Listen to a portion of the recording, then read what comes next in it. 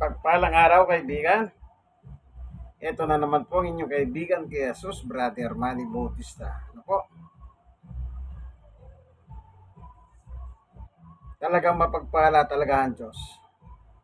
Isipin mo, araw-araw pinagpapala tayo ng Diyos. Yan ang hindi makita ng tao, yung kabutihan ng Diyos. Bakit ko nasabi yan? Mayaman, mahirap, nagre-reklamo sa Diyos. Hindi nila nakikita yung kabutihan ng Diyos. Halimbawa, pag pinasikat ng Diyos ang araw, lahat naman nakikinabang eh. Yung hangin, nilalangap natin, araw-araw. Hindi ba pagpapala ng Diyos yan?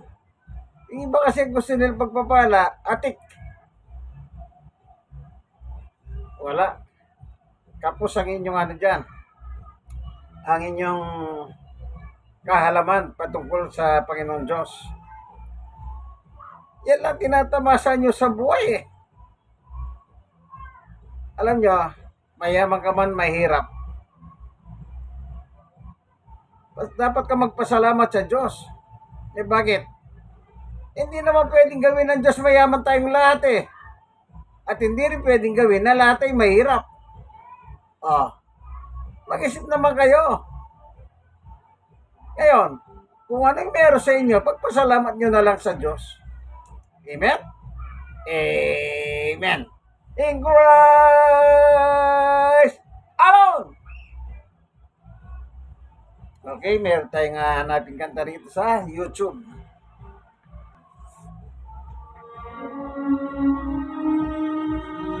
In Christ alone. Awitin In Christ alone ang title.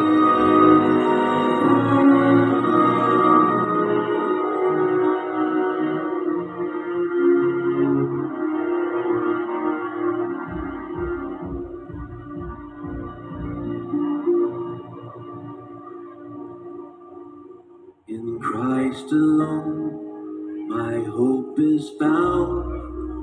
He is my light, my strength, my song. This cornerstone, this solid ground, firm through the fiercest drought and storm. What heights of love, what depths of peace, when fears are still, when striving cease. My comforter, my all in all, here in the love of Christ I stand.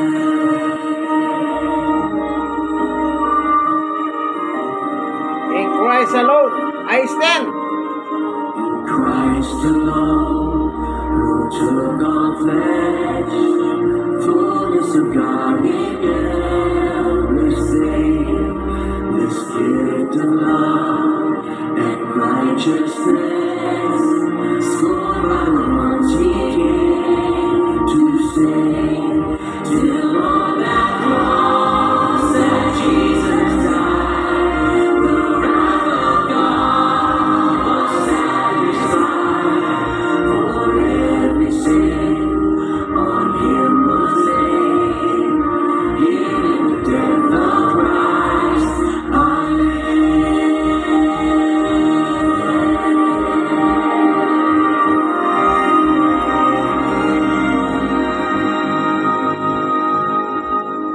there in the ground, His body lay, light of the world by darkness slain. Then mercy flowed, then glorious day, up from the grave He rose again. And as He stands in victory, since Christ has lost His grip on me, for I am His and He is mine.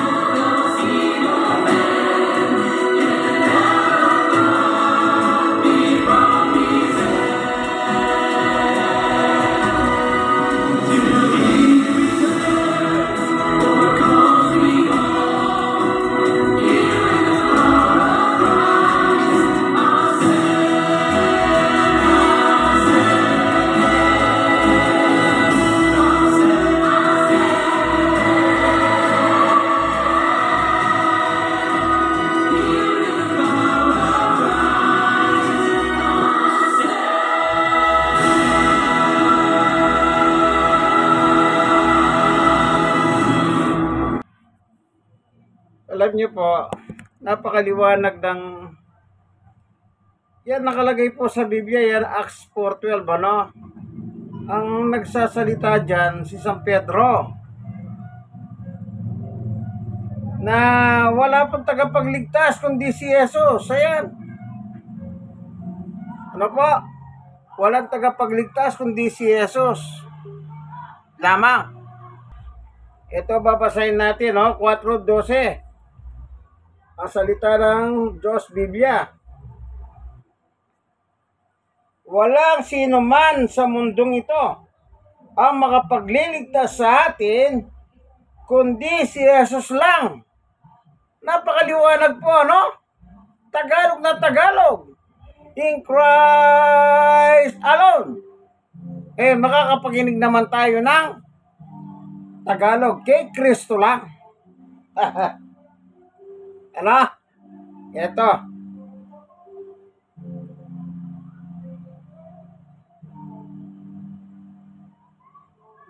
Na Tinagalog o Tagalog version. Ayan. Siyempre, kung kanina napakinggan natin yung wikang English,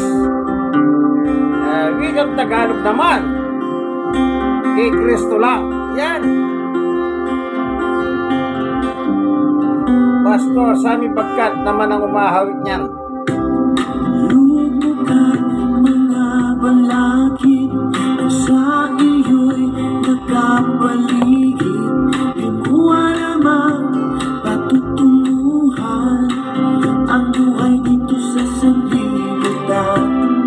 Lagi mo asam-asam ang magandang kinabukasan. Nauwi sa walang kabuluhan dahil sa taglay mo kasalanan.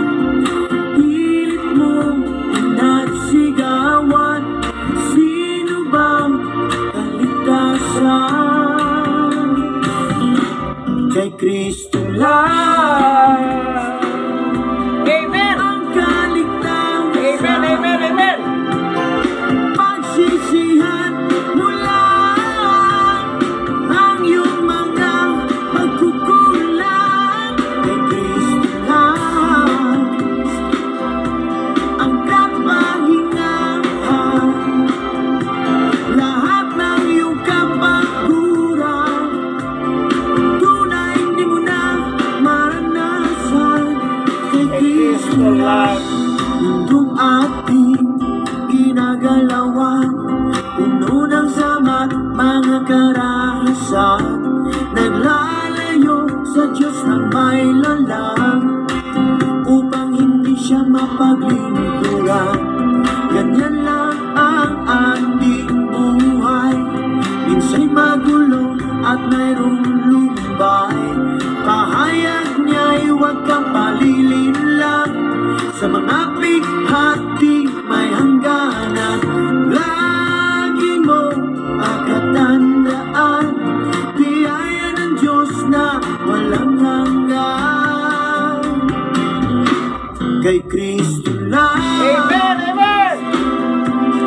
ang kaligtasan. Amen. Pagsisihan mo lang ang iyong mga pagkukulang. Kay Kristo lang ang kapahingahan.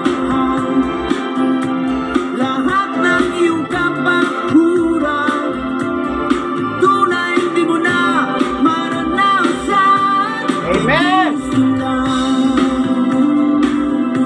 Magpangatatag kayo at takasan ninyo ang inyong loob. Huwag kayong matakot sa kanila sapagkat sasamahan kayo ni Yahweh na inyong Diyos. Hindi niya kayo iiwan ni pababayaan man. Deuteronomy 36 verse 6. Magandang balita, Biblia Tagalog 12. Amen.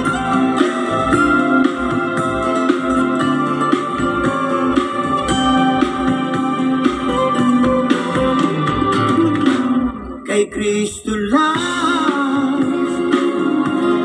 ang kaligtasan.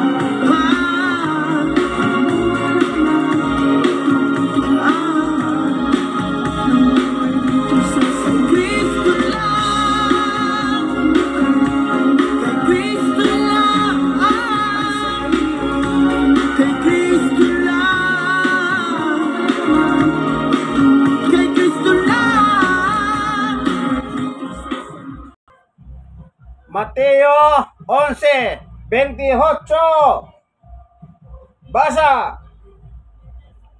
Sabi po sa 27, pagkatapos sinabi niya sa mga tao, ibinigay na sa akin ng aking ama ang lahat ng bagay.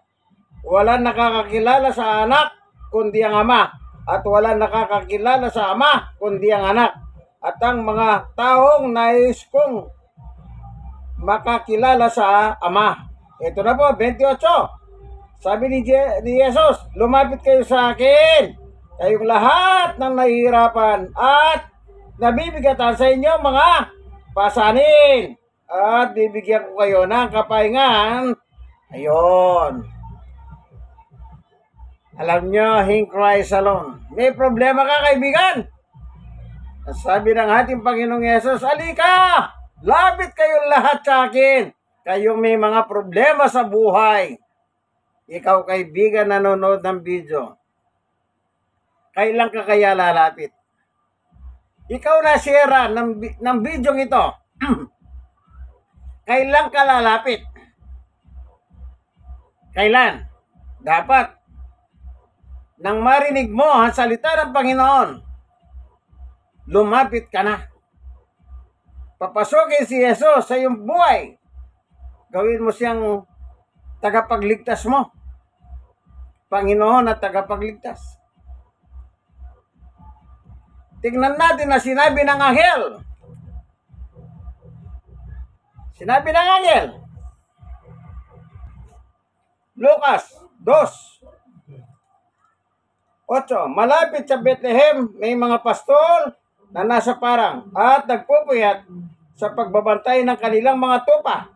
9. Biglang nagpakita sa kanila ang isang anghel ng Panginoon at nagdingning sa paligid nila ang nakasisilaw na liwanag ng Panginoon. Ganon na lang pagkatakot nila. 10. Pero sinabi sa kanila ng anghel, huwag kayong matakot, dahil naparito ako upang sabihin sa inyo ang magandang balita na magbibigay ng malaking kagalakan sa lahat ng tao. 11. Sapagkat sinila ngayon araw sa Bethlehem, sa bayan ni Haring David, ang inyong tagapagligtas, ang Kristo na siyang Panginoon. 12. Ito ang palatandaan upang makilala ninyo siya. Makikita ninyo ang sanggol na nababalot ng lampin at nakahiga sa isang sabsaban. Kaya nga Merry Christmas eh. History, meron. Yung iba wala rin Pasko. Pabayan nyo na yung walang Pasko. Basta tayo, meron tayong Pasko. Anong ibig sabihin ng Pasko? Kapanganakan ni Jesus. At sabi ng anghel, isinilang ngayon. Ang alin? Ang tagapagligtas. Sino yon? Ang ating Panginoong Jesucristo. Amen. Kaya may Pasko. Itong mga, ayan na natin sila. Kung wala silang Pasko, bahala sila.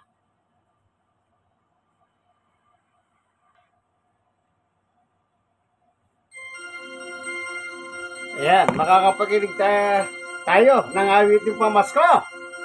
Kung walang Pasko, walang isinilang na bata. Walang Jesus. Kaya nga may Pasko, may Jesus eh. Pag may Pasko, may tagapagligtas. Sabi ng anghelo, isinilang ngayon. At tagapagligtas, ang Kristong Panginoon. Amen. Makinig muna tayo. Sa atin ng Pasko, naiiba ang pagdiriwang dito. Pasko sa ating hahanap-hanapin mo. Walang katulad dito ang Pasko. Lagi mo na maiisip na sila'y nandito sana, at sa Noche Buena ay magkakasama.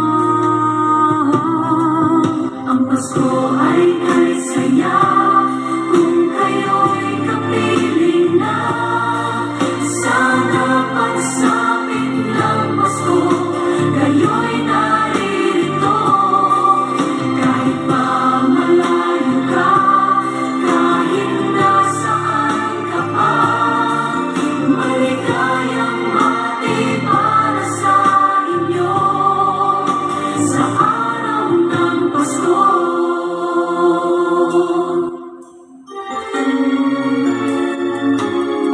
mag-aral ng kanta sa araw ng Pasko. Ay di mo makikita. Ngiti sa labi ng bawat isa. Alam naming hindi na nais malayo. Paskong Pinoy pa rin sa ating puso. Lagi mo na maiisip na sila'y nandito sana.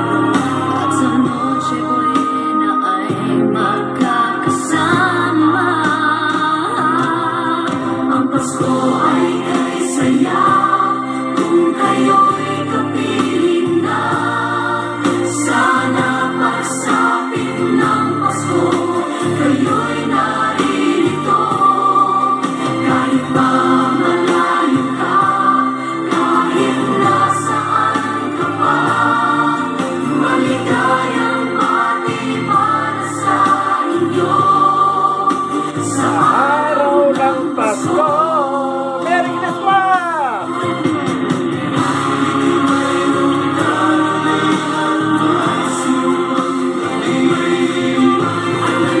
lalakihan pa ang Christmas tree, ang Christmas tree.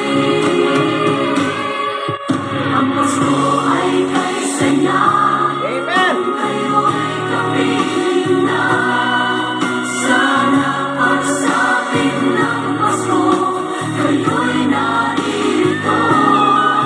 Kahit pa malayo ka, kahit nasaan ka pa, maligayang bati para sa inyo. Merry Christmas!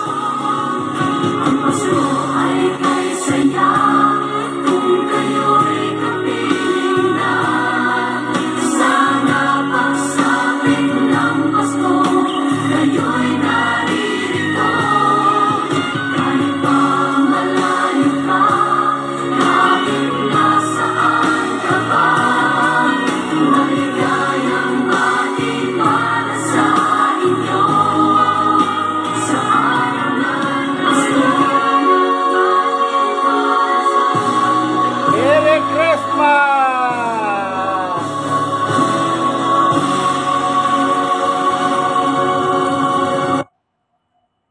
So, narinig niyo po ano? Ano daw ang Pasko ayon sa kanta? Masaya ang Pasko. Ang anghel, sinabi niya, itong mga hindi naniniwala sa Pasko. Ewan ko ano kaya pakiramdam nito. Yung mga kapitbahay nila, kamag-anak nila, nagdiriwang ng Pasko. Kayo, imagine ito kaibigan. Kung halimbawa sa isang barangay, merong mga, sabihin na natin 10 pamilya ang hindi naniniwala sa Pasko.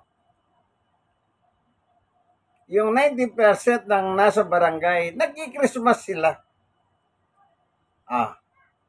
Ano kayang, kung ikaw hindi ka naniniwala sa Pasko, kaibigan, anong pakiramdam mo? Actually po, iba na ngayon ang panahon. Yung mga dating hindi naniniwala sa Pasko, hanggang ngayon hindi pa rin sila naniniwala. Pero ang ginagawa nila, nakikihalubilo na po sila sa selebrasyon ng Pasko. Kasi napakahirap naman. Ang Pasko, maghapon. Mula sa umaga hanggang gabi. Anong gagawin mo? Halimbawa, yung sabi ko nga po sa yung 10% ang nasa barangay. Wala silang Pasko. Eh di sasara mo yung bintana mo, yung pinto mo. Samantalang yung mga tao dito sa paligid mo, yung 90%, asaya-saya nila. Naghahawitan sila. Lalo na pagdating ng gabi. Di po ba? Ano magagawa mo kaya yon, kaibigan? Sara mo yung bintana, yung pinto. Para kayong lockdown. Para kayong mayroong mga kurikong. mga infectious disease. Ganon ba kayo?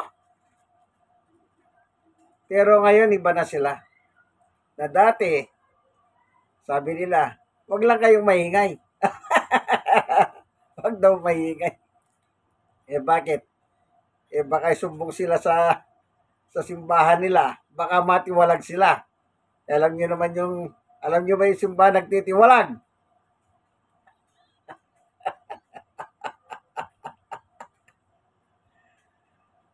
Bukang bibig nila yan, tiwalag. Kapag nanonood na po ako sa television, sabi, yan, natiwalag yan. Eh kung matiwalag ka, hindi yan mo. Pasko lang. Itong mga walang Paskong ito. Sige, i-challenge ko kayo ha. Pag walang Pasko, ikandado yung bahay nyo. I-lockdown ninyo sarili ninyo. Maghapon hanggang gabi ha, 24. Ano ba yan? 24 hour. Kasi ang nagpapasko, nagdiriwang 24 hour, masaya sila. Kaya kayo, i-lockdown nyo sarili nyo. Para kayo mayroong mga infeksyon, mikrobyo, bakterya, kung ano-ano na. Wala raw Pasko, sabi nila. Pero, bantayin yung kapitbahay yung walang Pasko ha. Naalala ko nung araw. Merong nangangaroling. Tinapatan yung bahay. Sabi nung bukas yung bintana at saka pintuan eh. Sabi nung may bahay, ay walang Pasko sa amin. Eh di sinara nila yung pinto. Saka yung bintana. Tapos tuloy yung mga nangangaroling sa kapitbahay nila, mayroong Pasko. Eh di kinaroling yon. Pinagmamasdan ko siya. Maya-maya, makita ko. Binubuksan yung bintana, binubuksan yung pinto. Pinanonood po yung nangangaroling. Ngayon, hindi niya alam na pinagmamasdan ko siya. Nilapitan ko. Akala ko walang Pasko sa inyo. Inalok kayo ng caroling kako. Sabi niyo, walang Pasko sa inyo. Nagsara kayo ng pinto at saka bintana. Eh, bakit ngayon binuksan nyo at saka kayo nakatingin? So, doon sa mga nangangaroling. Tapos sabi nung isang matanda, siguro, basta matanda sa bahay, isasara yung pinto. Sabi ko, wag mong isara ka ako. Hindi ka naman nila aawitan ng caroling eh. Ayan mo yung mga anak mo, apo mo. Manood silang nangangaroling. Masaya ngayon kako, panahon ng Pasko, caroling. Ayan. Yun ang sinabi ko sa kanya. Pahiya siya ha. Kunwari, wala rin pa. Pero nanonood ng caroling. Yan ang kaplastikan ng mga noipi na hindi naniniwala sa Pasko. Pero ngayon, iba na. Yung mga hindi naniniwala, sabi ng ibang, especially yung Katoliko ha, malupit ang Katoliko eh. Kahit ano selebrasyon, so may celebrate talaga yan. Sabi ng Katoliko, pinagyayabang nila, wala silang Pasko, pero nakikikain sila.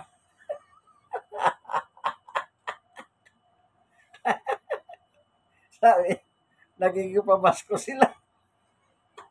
Ang lalakas lumabot, sabi.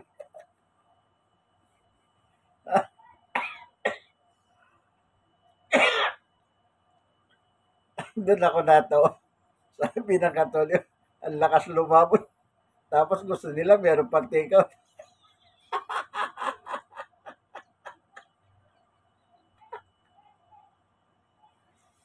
Ikaw kaibigan, nanonood ng video. May Pasko ka ba? Oh, di ako may sabi na sabi ng mga Katoliko yon. Eh kasi binabanatan nila sa reliyong Katoliko madalas. Kaya yung Katoliko nakakita ng pagkakataon. Ang tatakaw. Gusto may take out pa. Wag, kayo alam nyo. Ako ito, payo ko sa inyo ha. Kayong hindi naniniwala sa Pasko, mag-celebrate kayo. Anong pakialam ng inyong leader dyan? Anong pakialam niya? Nakalagay ba sa Biblia? Pag nag-celebrate ng Pasko, masama? Kasalanan sa Diyos? Hanapan nyo sila ng talata. Hanapan nyo. Mag-comment kayo dito. Kung masama o kasalanan na mag-celebrate ng Pasko. Nagkataon lang, ang buong mundong Pasko ay 25 ng Disyembre. Alam naman mag-celebrate ka sa ibang araw. O halimbawa, naalala ko yung isang walang Pasko rin, sabi niya. Noong panahon na at talagang kapanganakan ni Jesus, kanya pa eh. Ito yung mahal na araw. Talagang ginanon niya. O ikaw kaibigan, tatanungin kita. Kakanta ka ng Pasko, mahal na araw.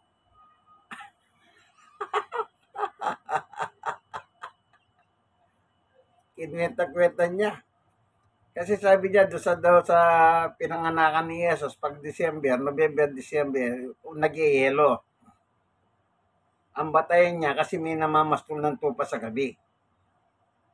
Siyempre, hindi pwede lumabas yung namamastol kung nag-ielo. Malabig nga naman. Ngayon, kinwenta niya, approximately niya, April and May. Between. Kalahati ng April, kalahati ng May. Yun ang kanyang. Dito naman sa atin, pag ganung panahon, mahal na araw. Sige nga. Ikaw na isa pangalo ito. Hindi na niniwala sa Pasko. Sige nga. Magkanta ka ng kanta ng Pasko tuwing mahal na araw.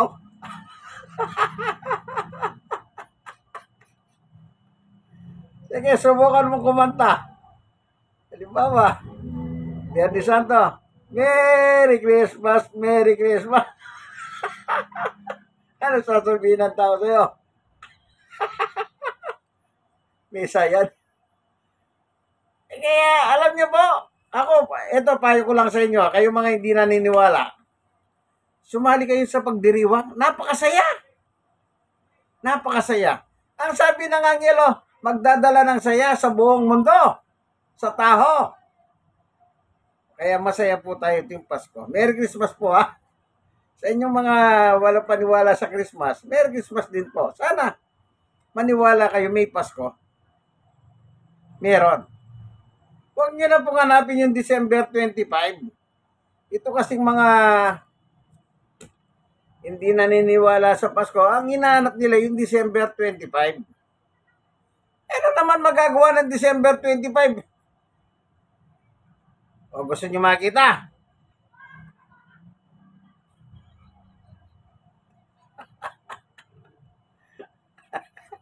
Kaya kalendari ko yun. Tignan nyo.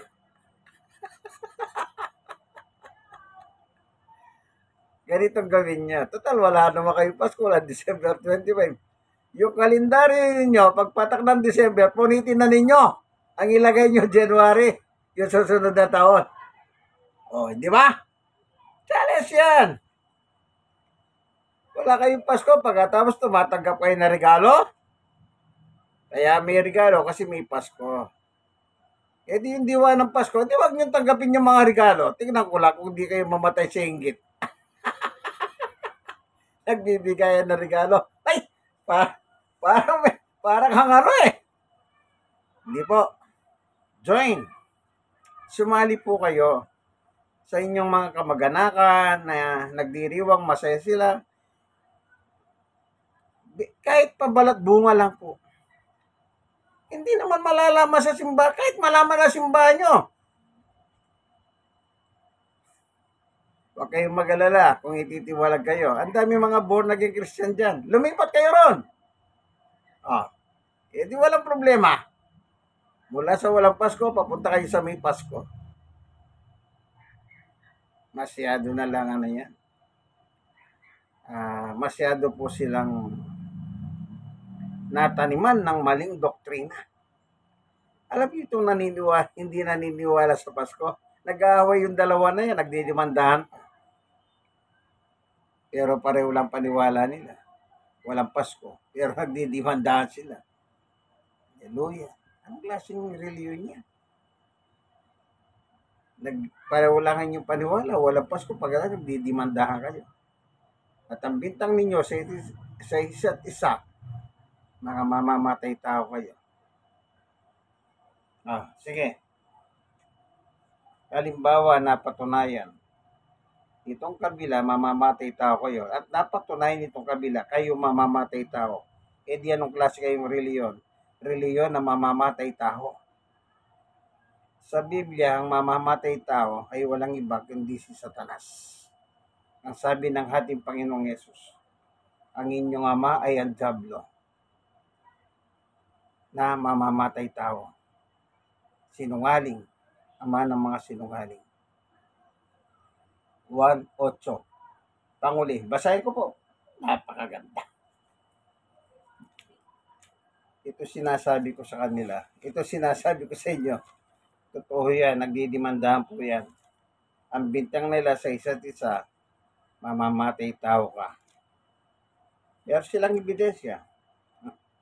E di simba silang mamamatay tao. E di anong tawag sa kanila? Iglesia ni Satanas na mamamatay tao. Tapos pati yung pangalan ng iglesia pinagtatalunan pa sa Biblia. Pareho lang naman nakasulat eh. Siyempre, gusto nila pareho silang bida. Sabi ni Satanas, okay lang mga bata. Magbatayan na kayo dyan. Totoo sinasabi ko. Mag-comment kayo kung kwento ko sa kon. Asan na?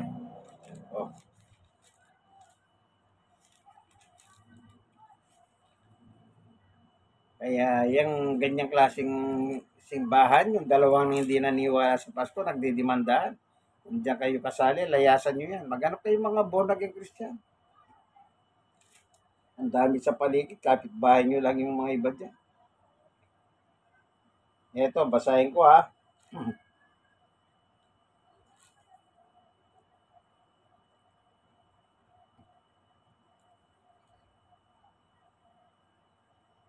Juan 8:44. Ang diablo, ang inyong ama. At kung ano ang gusto niya, yun ang ginagawa ninyo. Siya ay mamamatay tao.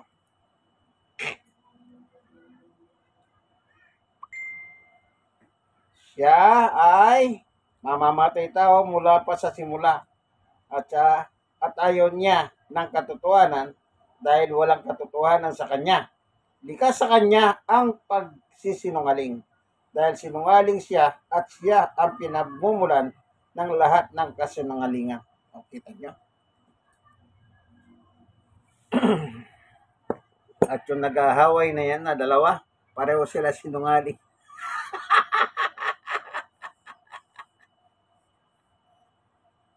Sige kaibigan, ano?